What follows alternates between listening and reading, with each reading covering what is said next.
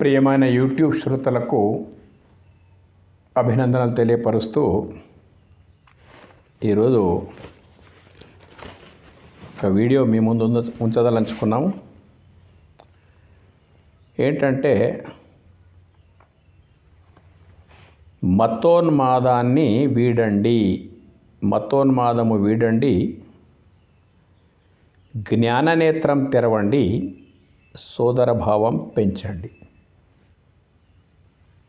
మతోన్మాదం వీడండి, జ్ఞాననేత్రం తెరవండి, సోదరభావం పెంచండి. మతోన్మాదం అంటే ఏంటిదో మొట్టమొదటి మనం తెలుసుకోవాలి.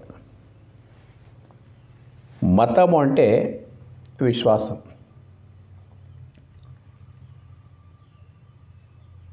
ఈ విశ్వాసం ఎవరో ఒకరు ప్రపంచంలో పుట్టడము, ఆ వ్యక్తి జ్ఞానాన్ని మాత్రమే ఆధారంగా చేసుకొని అతని అనుయాయులుగా తయారయ్యి అతడు చెప్పింది మాత్రమే వేదం, ఆ తర్వాత అటు ఇటు ఏమీ లేదు, మేము ఆ వ్యక్తి చెప్పిందే నమ్ముతాము, దానికి ఎవరు ఎదురాడినా మేము సహించాం. మరి ఆ వ్యక్తి ఏం చెప్పిండు, ఆయన ముఖతః ఏం వెలువడ్డది అనే విషయంలో ఎంతమాత్రం ఆలోచించకుండా ఆ దానికి విజ్ఞానం ఆధారం ఉందా, హేతువాదం అంటే తర్కానికి నిలదొక్కుంటుందా, అది దాంట్లో ఏమైనా విజ్ఞానం అనేటువంటిది ఉందా ఆలోచించి ఏది పరంగా ఉంటుందో దాన్ని స్వీకరించడము. ఏంటిది విజ్ఞానపరంగా ఉండేటువంటిది మొట్టమొదలు ఆలోచించాలి. విజ్ఞానపరంగా ఉండేటువంటిది ఎందులో విజ్ఞానం ఉన్నది అనే మాటకు వచ్చేస్తే, మతం ఏదైనా కానివ్వండి, దాని సంస్థాపకులు ఎవరైనా కానివ్వండి, నిజమైన ఆ యొక్క సిద్ధాంతంలో, ఆ మతవాదం లోపల ఖచ్చితంగా ఈ 4 ఉండాలి. విశ్వ ఏకాత్మత భావం ఒకటి, విశ్వమానవ సౌభ్రాతృత్వం ఒకటి, మహోన్నతమైనటువంటి మానవత్వం ఒకటి, వసుదైక కుటుంబ భావన ఒకటి. ఈ 4 లోపించినప్పుడు, ఈ 4 లేనప్పుడు అది ఎంత గొప్పవాళ్ళు చెప్పినా దాన్ని మనం శంకించవలసిందే అన్నట్టు. ఎందుకంటే మతోన్మాదంలో ఈ 4 కనిపించే మనకు. విశ్వ ఏకాత్మతా భావం ఉండదు. ఎందుకు ఉండదంటే మాకు మా ఎవరి మాటనైతే మేము నమ్ముతామో ఆ మాట ప్రకారంగా విశ్వ ఏకాత్మత భావం అంటే అందరిలో ఉన్న ఆత్మ ఒకటే, అందరూ కూడా ఒకే మూలం నుంచి ఉద్భవించినటువంటిది అనేటువంటి భావము ఉండకపోతే దాని పరిణామం ఏమైపోతుందంటే భేదభావాలు బాగా పెరిగిపోతాయి. ఏకాత్మత భావము ఉన్నప్పుడు తనకు తాను విశ్వమానవ సౌభ్రాతృత్వం, సోదర భావం పెరిగిపోతుంది. ఈ భూమి మీద ఎక్కడ పుట్టినా, ఎవరెక్కడ పుట్టినప్పటికైనా కానీ సంబంధం లేకుండా అందరూ ఒక్కటే అనేటువంటి సోదర భావం అనేటువంటిది, విశ్వమానవ సౌభ్రాతృత్వం పెరిగిపోతుంది. ఆ తర్వాత మహోన్నత మానవత్వం అంటే భేదభావం లేకుండా మానవులందరి సుఖదుఖాలు తన సుఖదుఖాలుగా,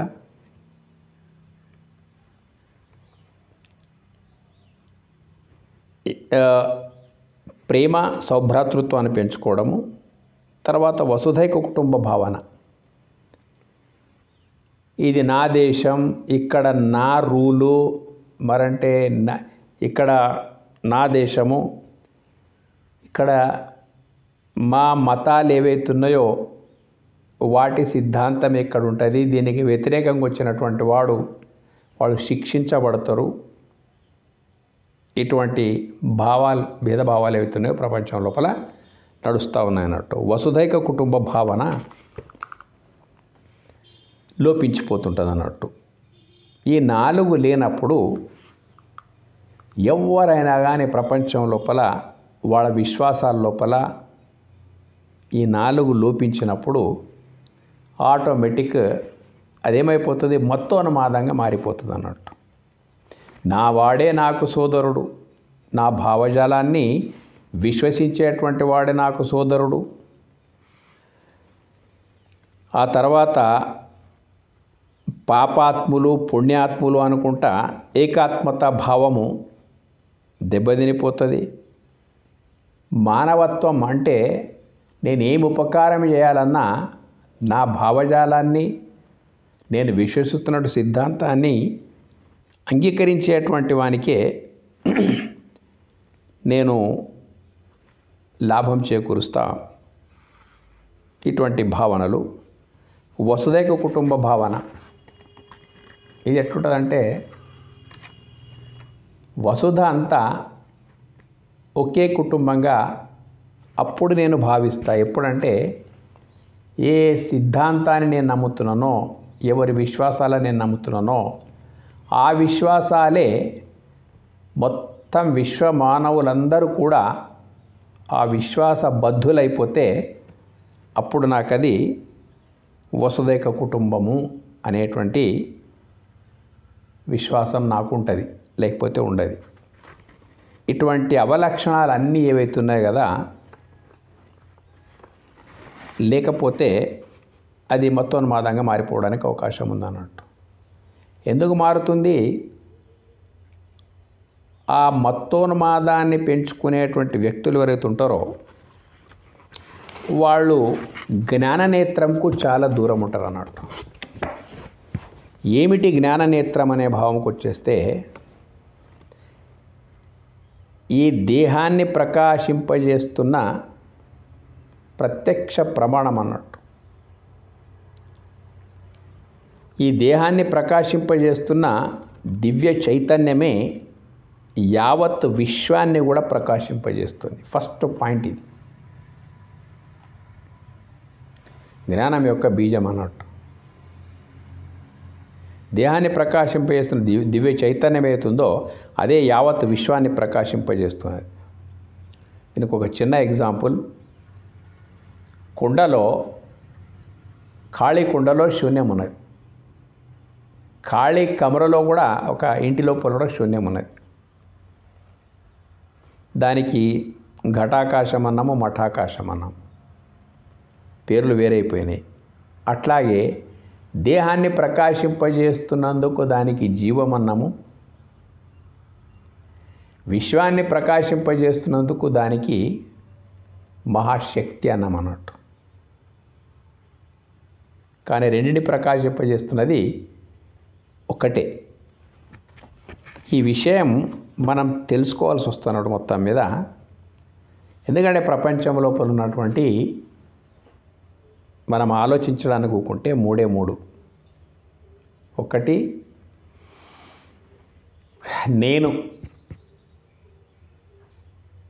నేను అనేటువంటి దానికి నేనే సాక్షిని. భూమి మీద ఉన్న ప్రతి ఒక్కడి లోపల కూడా నేనున్నాను అనేటువంటి ఒక స్ఫురణ ఉంది. ఆ స్ఫురణ ప్రతి ఒక్కరిలో నేనున్నాను అని అంటూ ఉన్నది అన్నట్టు. దీనికి ఏ మతం యొక్క ముద్రలు అవసరం లేదు. ప్రతి ఒక్కరికి నేనున్నాను. తర్వాత నేను చూస్తున్నాను, నేను నడుస్తున్నాను, నేను అనుభవిస్తున్నాను. ఆ నేను ద్వారా ఆ నేను సాక్ష్యంలో జరిగేటువంటి అన్నీ మారిపోతుంటాయి తప్ప నేను అనే సాక్ష్యం మాత్రం మారిపోదు. కాబట్టి ఎంతవరకు తన్ను తాను తెలుసుకోడో ఖచ్చితంగా అది అజ్ఞానం కిందకి వస్తున్నట్టు. అయితే ఈ మూడు ఏవైతున్నాయో, ఒకటి నేను, రెండవది నా ముందునేటువంటి విశ్వమును ఇవి రెండు ఉన్నాయంటే ఆల్రెడీ దీనికి కారణమైనటువంటి ఒక శక్తి ఉంటుంది అన్నట్టు. నేను, విశ్వము ఈ రెండు ఉన్నాయంటే దీనికి కారణం లేకుండా ఈ రెండు ఉండడానికి వీల్లేదు. కాబట్టి కార్యకారణ సిద్ధాంతం ప్రకారంగా ఈ రెండు ఒక మహాకార్యాల్లాగా ఉంటే దీనికి కారణం అనేది ఒకటి ఉందన్నట్టు.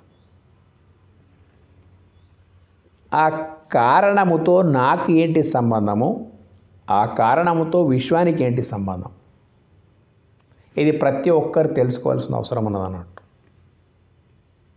ఇది జ్ఞానానికి సంబంధించినటువంటి విషయం. ఇది కరెక్ట్ తెలుసుకున్నామంటే అనుకోకుండా ఏకాత్మత భావం, విశ్వమానవ స్వభ్రాతృత్వం, మహోన్నత మానవత్వం, వసుదైక కుటుంబ భావన ఆటోమేటిక్ వచ్చేస్తుంది మనిషి లోపల. దీన్ని ఎట్లా అర్థం చేసుకోవాలి మనం అంటే, ఒక ఉదాహరణ దృష్టాంతం లేకుండా మనం ఏది కూడా అవగాహనకు తీసుకురాలేం. చిమ్మ చీకటిలో మంటను వెలిగించినాం మనం, దృష్టాంతం ఇది. వెలిగించిన దాని పేరు మంట. దాని లోపల నుంచి రెండు వెలువడతాయి, వేడి వెలుతురు. మంట చీకట్లో పెట్టినామంటే వేడి వెలుతురు రెండు వెలువడతాయి అన్నట్టు. అయితే ఒకదాని పేరు మంట అన్నాము, రెండవ దాని పేరు వేడి అన్నాము, మూడవ దాని పేరు వెలుతురు అన్నాము. ఎక్కడ మంట అంతర్ధానం అయిపోతుందో దాంతోపాటు ఇవి కూడా పోతాయి అన్నట్టు. ఎప్పుడు ప్రాదుర్భావం అవుతుందో, మంటది ఎప్పుడైతే ప్రాదుర్భావం అయిపోతుందో వెంటనే ఈ రెండు వస్తాయి, అంతర్ధానం, ప్రాదుర్భావం. మంట ప్రాదుర్భావం అయినప్పుడు రెండు వేడి వెలుతురు వస్తున్నాయి, అంతర్ధానం అయిపోయినప్పుడు రెండు పోతున్నాయి. ఇదేంటి, శబ్దాలు మూడు వేరే వేరేగానే వాడుతున్నాం, మంట, వేడి, వెలుతురు అని చెప్పేసి. కానీ మంట లేకుండా వేడికి అస్తిత్వం లేదు, వెలుతురుకు అస్తిత్వం లేదు. ఈ రెండింటి అస్తిత్వం ఏదైతుందో, వెలుతురు ఏదైనా వస్తువును చూడగలుగుతాం వెలుతురులో, వేడి మన చలిని దూరం చేసుకోగలుగుతాం. ఈ రెండు పనితనాలు మంట లోపల ఉన్నాయంటే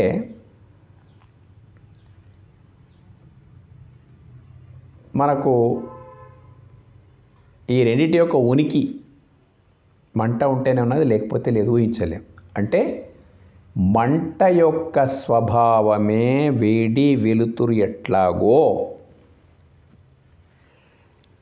ఈ నేను ప్లస్ విశ్వానికి కారణమైనటువంటి చైతన్యం ఏదైతుందో అట్లాగే ఆ చైతన్యం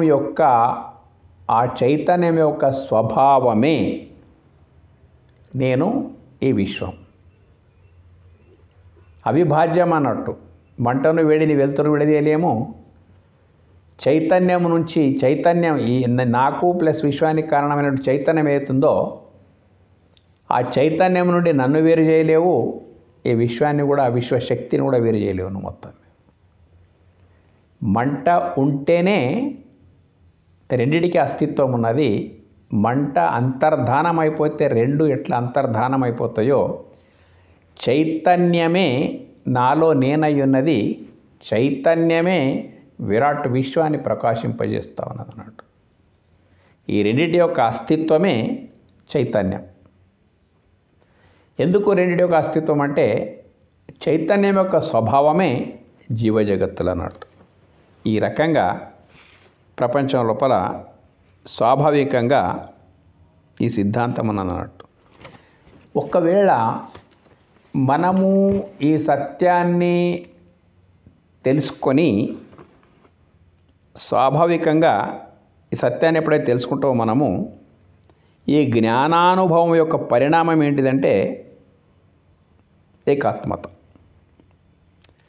మన లోపల ఉండేటువంటి మతోన్మాదము ఇవన్నీ ఏవైతున్నాయో ఆటోమేటిక్ తొలగిపోతాయి అన్నట్టు. ఎట్లా తొలగిపోతాయంటే, చీకటిలో మనం లైట్ను వెలిగిస్తే మనకు చెప్పకుండానే చీకటి ఎట్లా తొలగిపోతుందో అట్లాగే ఈ జ్ఞానం అంటే చైతన్యమే నాలో నేనై ఉన్నది, చైతన్యమే విశ్వమంతటా వ్యాపించి ఉన్నది అనేటువంటి సత్యం మనకు తెలిసినప్పుడు మనకు ఈ లక్షణాలు ఆటోమేటిక్ వెలువడతాయి అన్నట్టు. విశ్వ ఏకాత్మతాభావం, విశ్వమానవ సౌభ్రాతృత్వం, మహోన్నత మానవత్వం, వసుదైక కుటుంబ భావన, ఇవి ఈ వెలుగు అనేది వచ్చినప్పుడు ఈ మతోన్మాదము, ఛాందసవాదము ఇటువంటి అన్నీ మన లోపల నుంచి తొలగిపోవడానికి అవకాశం ఉందన్నట్టు. అయితే ముఖ్యంగా దీన్ని విజ్ఞానము కాదనలేదన్నట్టు. ఎంతమంది శాస్త్రవేత్తలు ప్రపంచం లోపలికి వచ్చిండ్రో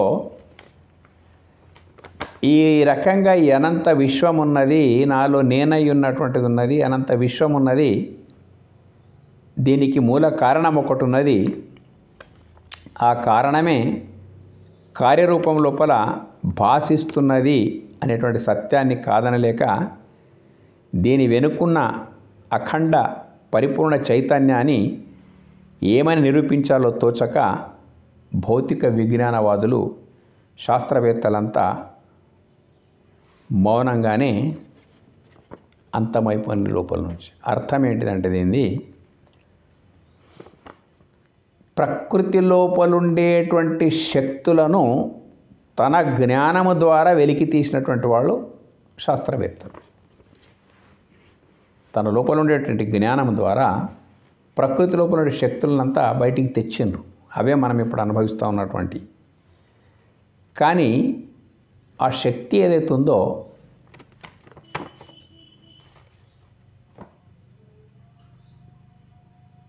దాని ఏమనాలో తోచక ఉన్నది. శక్తి వెనకాల, సృష్టి వెనకాల ఒక శక్తి ఉంది. ఆ శక్తి పరిపూర్ణమైనటువంటి ప్రజ్ఞతో కూడుకొని ఉన్నది. ఆ శక్తే సర్వవ్యాపకమై ఉన్నది, సర్వశక్తి సమన్వితమై ఉన్నది, పరిపూర్ణమైన ప్రజ్ఞతోనున్నది. కాబట్టి దాన్ని ఏమనాలే తోచక దాంట్లో ఉన్నటువంటి ప్రకృతిలో ఉండే శాస్త్రీయ ఫలాలన్నీ మనకు అందించి ఉన్నారన్నట్టు. ఇది శాస్త్రవేత్తల వ్యక్తిగత జీవితంలో వారి చరిత్ర ద్వారా మనకి ఈ మాట అర్థమైపోతుంది. ఇంతవరకు ఇది చైతన్యాత్మక విజ్ఞానవాదం అన్నట్టు. అంటే ఒక శక్తి ఉంది, అది నాలో ప్రకాశిస్తున్నది, విశ్వమంతటా ప్రకాశిస్తున్నది అనేటువంటిది విజ్ఞానవాదం. అంటే చైతన్యాత్మక విజ్ఞానవాదం అన్నట్టు. అజ్ఞానవాదం అంటే జీవ జగత్తులకు కారణమైన మూల చైతన్యం అది ఏదైతే ఉందో అవ్యక్తము, అచింత్యము, అగోచరం కావడం వల్ల కాలానుగుణంగా ఇవన్నీ విశ్వాసాలు పుట్టుకొని వస్తున్నాయి, సంప్రదాయాలు పుట్టుకొని వస్తున్నాయి, మతాలు, అజ్ఞాన వాదనలు, తర్కానికి తట్టుకొని తగవులు, జ్ఞాననేత్రం తెరుచుకుంటే ఇవన్నీ భస్మమైపోతాయి అన్నట్టు. ఇప్పుడు ఇంతవరకు ఒక విధంగా ఏంటిది జ్ఞానం అనేటువంటిది ఉదాహరణ ద్వారా చెప్పినాం అన్నట్టు. ఇప్పుడు ఇంకొకటి జ్ఞాననేత్రంకి ఇంకొక ఎగ్జాంపుల్ మనం తీసుకుంటే చూడండి, నా దేవుడు, నీ దేవుడు, నా మత సిద్ధాంతము, నీ మత సిద్ధాంతము, నీది బాగలేదు, నాది బాగుంది, ఇట్లా ఏకంగా సృష్టి మూలమైనటువంటి చైతన్యంకే పంగనామాలు పెట్టేటువంటి వాదనలు ప్రపంచంలో కొనసాగుతూ ఉన్నాయి. అట్లా లేదు అది వాదన. ఎట్లా అంటే ఈ భూగోళంపై గల మనుషులందరి ఇట్లా విశ్లేషించుకోవాలన్నట్టు. ఈ భూగోళం మీద ఉండేటువంటి అందరి మనుషులు మతాల కన్నా పూర్వం ఉన్నది. మానవ చరిత్ర, మానవుని యొక్క జననము, మతాలు మొన్న వచ్చిన వీటికంటే పూర్వం ఉన్నది అన్నట్టు. ఈ భూగోళంపై గల మనుషులందరి ఎట్లా ఉన్నాయంటే అందరి చావు పుట్టుకలు ఒకే రీతిగా ఉన్నాయి. ఇంద్రియ విషయాలు, విషయ భోగాలు ఒకే రీతిగా ఉన్నాయి. అందరి లోపల జ్ఞానేంద్రియం ఉన్నాయి. 5 జ్ఞానేంద్రియాలు ఉన్నాయి. ఈ 5 జ్ఞానేంద్రియాల ద్వారానే విషయాలు అనుభవిస్తున్నాడు, విషయ భోగాలు అనుభవిస్తున్నాడు మనిషి. శీతోష్ణాలు అంటే చలి అందరికీ పెడుతుంటుంది, వర్షము అందరికీ తడిపిస్తుంటుంది, ఎండ అందరికీ వేడి చేస్తూ ఉంటుంది. అందరి లోపల అనురాగం అనేటువంటిది ఉన్నది. అందరి లోపల ద్వేషం ఒకే రీతి ఉన్నది అన్నట్టు. అనురాగం ఒకే రీతి, ద్వేషం ఒకే రీతి. సుఖ సంతోష విషయాలన్నీ ఒకే విధంగా ఉన్నాయి అన్నట్టు. ఎవరింట్లైనా మరణిస్తే వానికి దుఃఖము, జన్మిస్తే వానికి సుఖము. ఇవన్నీ భూగోళంపై గల మనుషులందరి అన్నీ ఒకటే రకంగా ఉన్నాయన్నట్టు. చూడాలంటే ప్రతి ఒక్కడు కంటితోనే చూడగలుగుతాడు, వినాలంటే ప్రతి ఒక్కడు చెవుతోనే వినగలుగుతాడు, రుచి చూడాలంటే ప్రతి ఒక్కడు నాలుక నుంచి రుచి చూడగలుగుతాడు. చలి పెడుతుంది అంటే అందరికీ చలే ఉంటుంది. ఎండ కొడుతుంది అంటే వేడి ఎందరికీ ఎండ ఒకటే రకంగా అనుభూతిని కలిగిస్తుంది. రాగద్వేషాలు తనకు గిట్టనప్పుడు దాన్ని ద్వేషించడము, తనకు అనుకూలించినటువంటి దాన్ని ప్రేమించడము, సుఖ సంతోష విషయాలన్నీ ఒకే విధంగా ఈ ప్రపంచం లోపల ఉన్నాయి. అంతేకాదు ఈ ప్రకృతితో ఉండేటువంటి ప్రయోజనం, జీవధర్మాలు ఇంతవరకు ఒకే రకంగా చెప్పేసినాం. తర్వాత ఈ ప్రకృతితో ఉన్నటువంటి ప్రయోజనం అంటే గాలితో, నీటితో, అగ్నితో, భూమితో, ఆకాశంలో ఉండేటువంటి సూర్యచంద్ర నక్షత్రాదులు, గ్రహాలు, వీటన్నిటి యొక్క ప్రయోజనము యావత్ మానవులకంతా ఒకే తీరుగా ఉందన్నట్టు మొత్తం. అంతేకాకుండా మనకు కనిపించిన అనేక విశ్వాంతరాల విషయాలు కూడా మనకు తెలియకున్న ఒకే రకంగా ఉన్నాయన్నట్టు. మనకు తెలిసినటువంటిది ఏంటిదంటే పంచమహాభూతాలు, తర్వాత గ్రహాలు, నవగ్రహాలు ఉన్నాయి. నవగ్రహాల లోపలనే భూమి, సూర్యుడు ఇవన్నీ వచ్చేస్తాయి. ఇవన్నీ కొన్ని కనిపించని గ్రహాలు ఉన్నాయి. ఏవి ఎక్కడున్నప్పటికైనా కానీ ఇప్పుడు ఉదాహరణకి తుఫాన్ వచ్చిందంటే దానికి మతం యొక్క ముద్ర ఉంటుందా? భూకంపం వచ్చిందంటే దానికి మతం యొక్క ముద్ర ఉంటుందా? అందరూ దాన్ని అనుభవించవలసిందే. దానికి గురి అయ్యేటువంటి ప్రతి ఒక్కరు కూడా అనుభవించవలసిందే.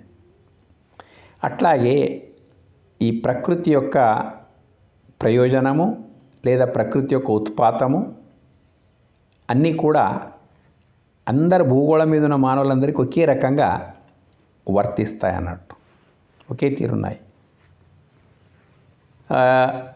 ఋతువులు, కాలాలు, ఇవి వసంత ఋతువు వచ్చిందంటే అందరికీ వసంత ఋతువు, దానికి మతాల ముద్ర పేరు వేరే ఉంటే ఉండవచ్చు, ఆ ఋతువు లోపల ఉండేటువంటి విధానం ఒక్కటే ఉంటుంది అన్నట్టు. ఇప్పుడు వర్షాకాలం ఆరంభం లోపల భూమి పంటకు యోగ్యమై వస్తుంది, దానికి మతం యొక్క ముద్రలు లేవు. ప్రతి ఒక్కడు ప్రకృతి ఆ రకంగా ఉన్నది కాబట్టి విత్తవలసిందే, పంట పండించుకోవాల్సిందే. ఇట్లా ఋతుక్రమాలు ఏవైతే ఉన్నాయో, కాలాలు, వర్షాకాలం వచ్చిందంటే దానికి ఏ మతం యొక్క ముద్ర ఉండదు, అందరికీ వర్షాకాలమే. అది చలికాలం వచ్చిందంటే ఆ చలికాలానికి ఏ మతం యొక్క ముద్ర ఉండదు, అందరికీ ఒకే విధంగా ఉంటుంది అన్నట్టు. ఎండాకాలం వచ్చిందంటే కూడా దానికి ఏ మతం యొక్క ముద్ర ఉండదు. ఇట్లా ప్రకృతి ఏదైతున్నదో ఈ భూమి మీద ఉన్నటువంటి ప్రతి ఒక్క మనిషితోని సమానంగానే వర్తిస్తూ ఉన్నది. అంటే జీవధర్మాలు ఏ రకంగా అయితే అందరికీ ఒకే విధంగా ఉన్నాయో, ప్రకృతి ధర్మాలు కూడా అందరికీ ఒకే విధంగా ఉన్నాయి.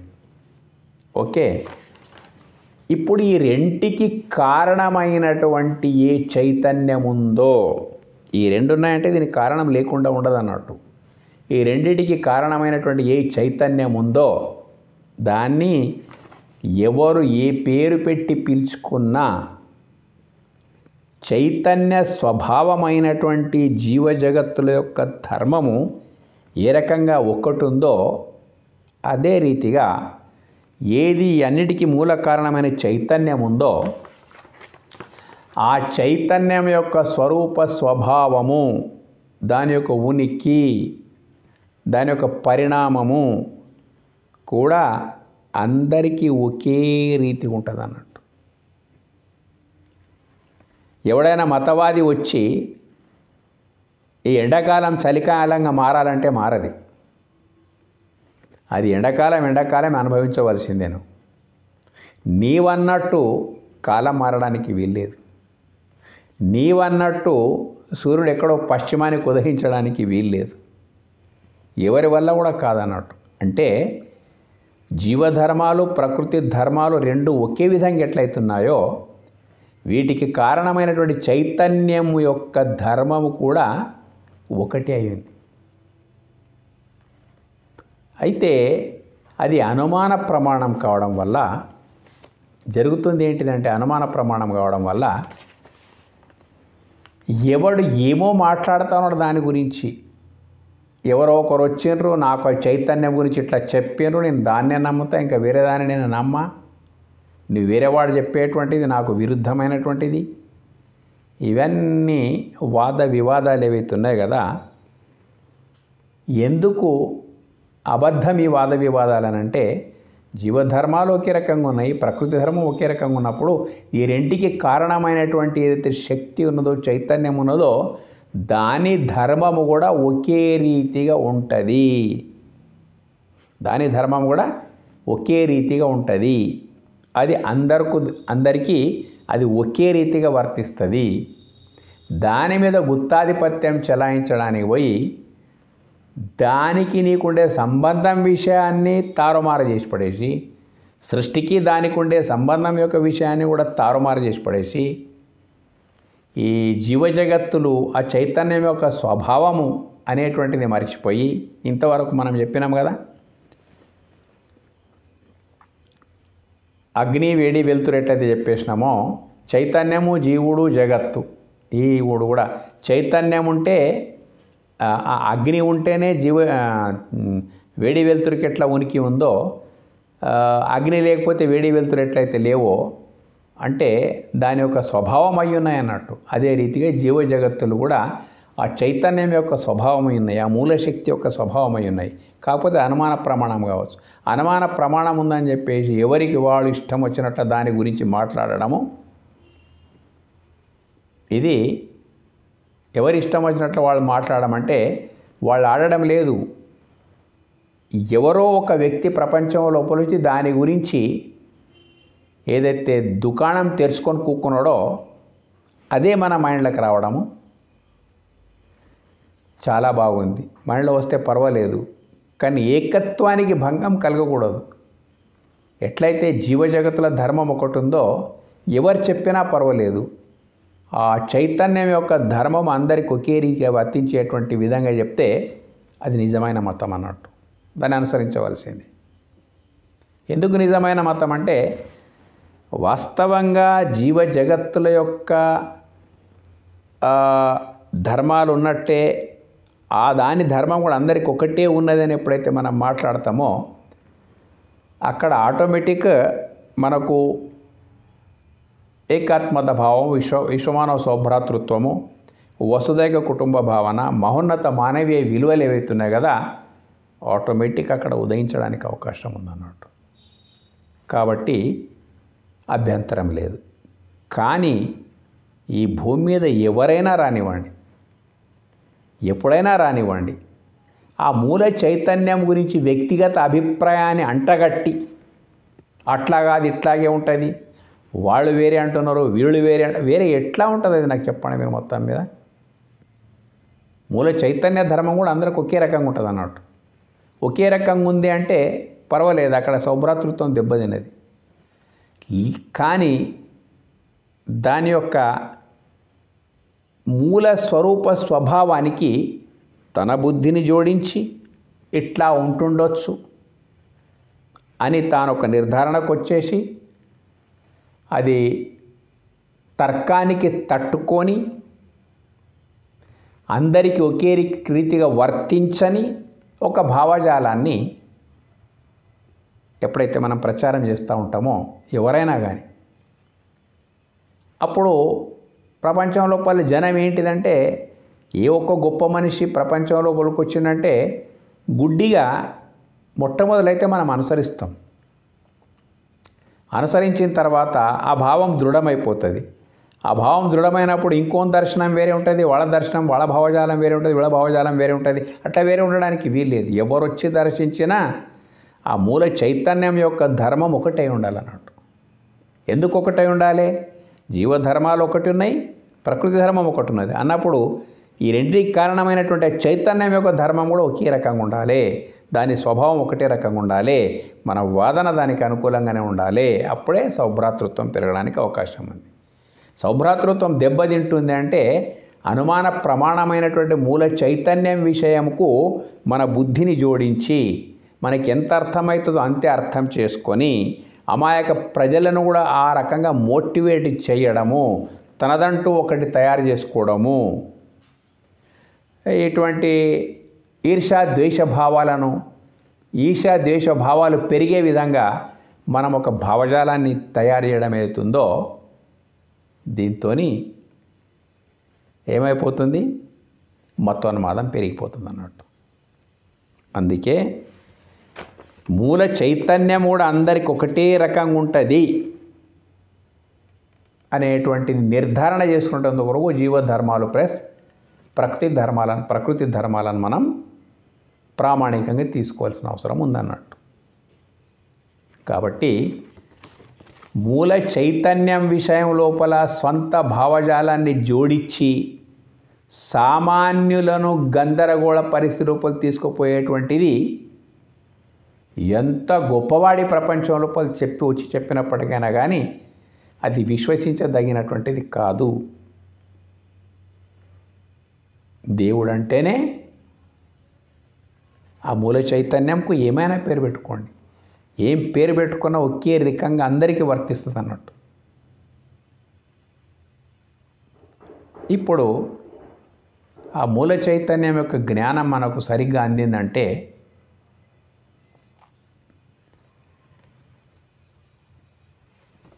ఇష్టం వచ్చినట్టు మనం మాట్లాడడానికి అవకాశం ఉండదన్నట్టు. అది అనుమాన ప్రమాణం కావడం వల్లనే వచ్చిన గందరగోళాలను వచ్చి పడుతున్నాయి ప్రపంచం లోపల. కాబట్టి మేమేమంటున్నామంటే మతోన్మాదాన్ని వీడండి. ఉన్మాదం ఎప్పుడు పెరుగుతూ ఉందంటే మూల చైతన్యం యొక్క జ్ఞానములో వైవిధ్యం ఉండడం వల్ల, వివిధత్వం ఉండడం వల్ల. ఒకటి చెప్పారు, ఇంకోటి వచ్చి చెప్పారు. ఆ వైవిధ్యం ఉండడం వల్ల ఏమైపోతుంది? నిజమైనటువంటి తత్వానికి దూరం అయిపోయి ఆ లిమిటెడ్ ఆ పరిధి లోపలనే మా వాడు చెప్పిందే నిజము, అది తప్ప వేరే వాళ్ళు చెప్పింది నిజము కాదు అని ఉన్మాదం పెరిగిపోవడానికి అవకాశం ఉందన్నట్టు. కాబట్టి మతోన్మాదం అట్లా పెంచుకోకండి. జ్ఞాన నేత్రం తెరుచుకోండి. అంటే అర్థం ఏంటిదంటే జీవధర్మాలు ఒకటే ఉన్నాయి, ప్రకృతి ధర్మం ఒకటే ఉన్నప్పుడు మూల చైతన్య ధర్మం కూడా ఒకటే ఉంటుంది అన్నట్టు.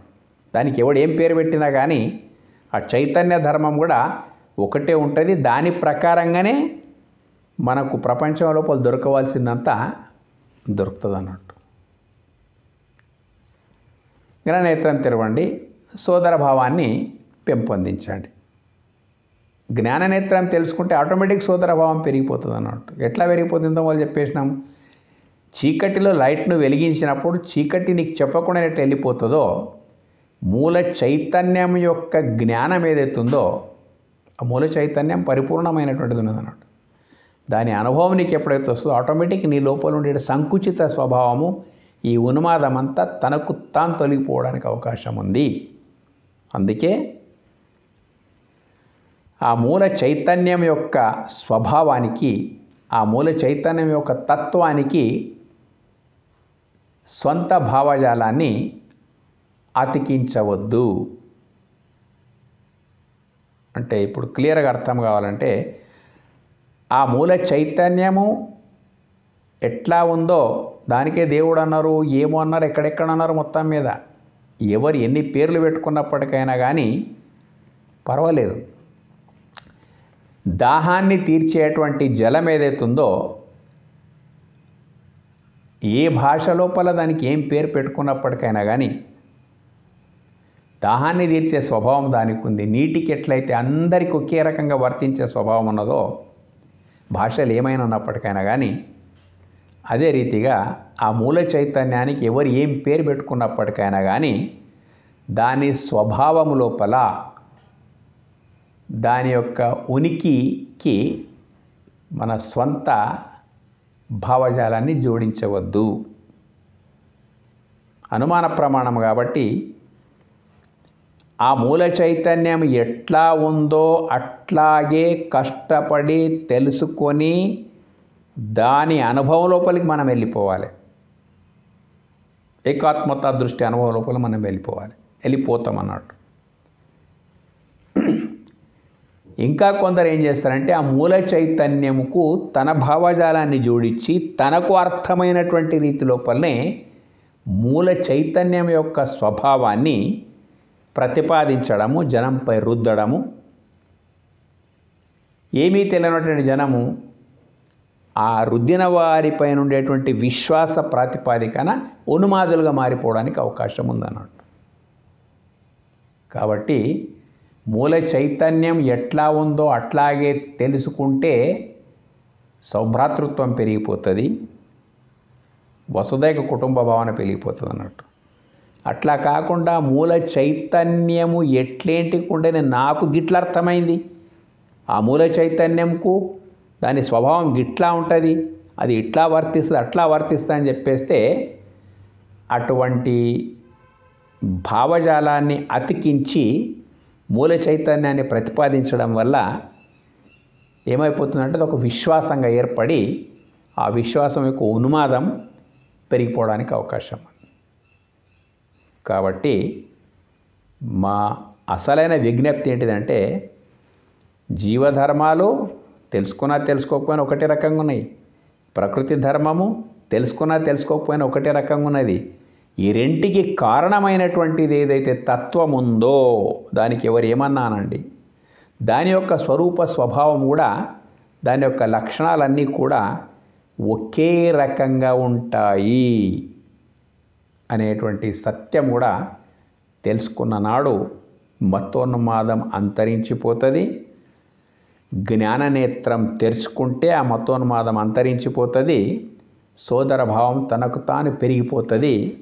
ప్రస్తుతం ఈ అల్లకల్లోలమైనటువంటి ప్రపంచం లోపల మతోన్మాదం అనేటువంటిది రెచ్చిపోతుంది అన్నట్టు.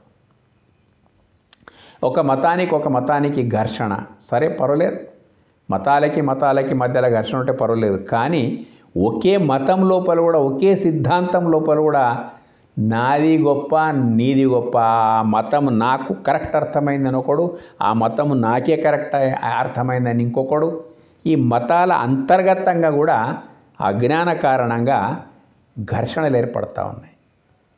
ఒక మతము ఇంకొక మతం వారిని చంపుకోవడము చేయడము నడుస్తుంది ప్రపంచం లోపల. కానీ మతస్థులు మతం లోపలనే ఈ మూల చైతన్యం యొక్క స్వరూప స్వభావ జ్ఞానం యొక్క అభావం ఉండడం వల్ల ఇవన్నీ కొట్టడం జరుగుతూ ఉన్నాయి అన్నట్టు. మొత్తం ఒకే ఐడియాలజీ లోపల నుంచి వెలువడ్డటువంటి, ఒకే భావజాలం లోపల నుంచి వెలువడ్డటువంటి ఆ భావజాలంలో కూడా భేదాభిప్రాయాలు పెరిగిపోతున్నాయి అన్నట్టు. కాబట్టి ఇది మనము ఏ మతంలో మనకు అంటే ఎవరి విశ్వాసంలో కరెక్ట్ మూల చైతన్యం, నాకు జగత్తుకు కారణమైనటువంటి మూల చైతన్యం యొక్క స్వరూప స్వభావాలు, దాని యొక్క పరిపూర్ణత్వము ఎక్కడ మనకు కరెక్ట్ దొరుకుతుందో, కరెక్ట్ దొరికింది అనడానికి ప్రమాణమే ఇది అన్నాడు. సోదరభావం ఆటోమేటిక్ పెరిగిపోతుంది, విశ్వ ఏకాత్మత భావం పెరిగి ప్రేమ సౌభ్రాతృత్వం పెరిగిపోయి క్రూరత్వం అనేది నశించిపోతుంది, ఉన్మాదం అనేది తగ్గిపోతుంది. కాబట్టి ఆనందం పెరిగిపోతుంది, నిర్భయత్వం పెరిగిపోతుంది.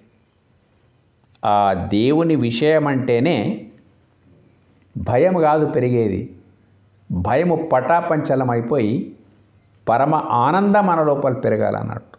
అదే నిజమైనటువంటి మూల చైతన్య జ్ఞానం. కాబట్టి ఇటువంటిది మనకి ఎక్కడ దొరికితే అక్కడ తీసుకోవడానికి ప్రయత్నం చేయాలి.